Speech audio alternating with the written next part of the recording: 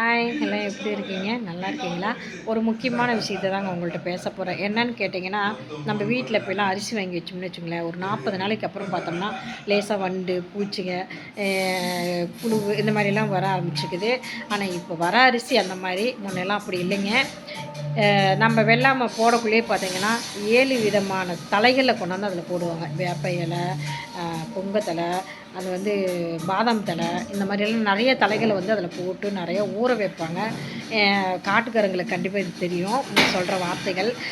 ஏன்னா அது மாதிரி பண்ணிவிட்டு வெல்லம் வந்து சீசன் அப்போ தான் நம்ம வந்து போட்டு அதெல்லாம் அறுத்து நமக்கு வந்து வெல்லாமே இது பண்ணுவாங்க அரிசிலாம். ஆனால் இப்போ அப்படி இல்லைங்க. இப்போலாம் பார்த்திங்கன்னா அப்போ வேலை அதிகம், ஆனால் உழைப்பு அதிகம். வேலை என்னதான் சொல்கிறேனே, உழைப்பு அதிகம். ஆனால் இருந்தாலும் அரிசி விலை கம்மியாக இருந்துச்சு.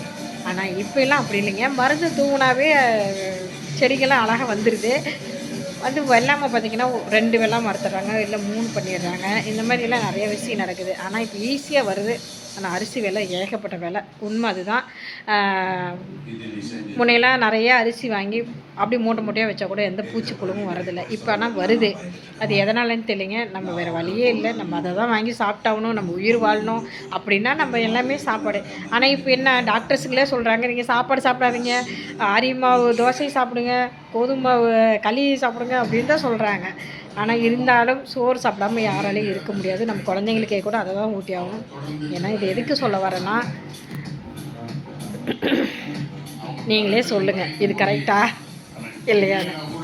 பாய்.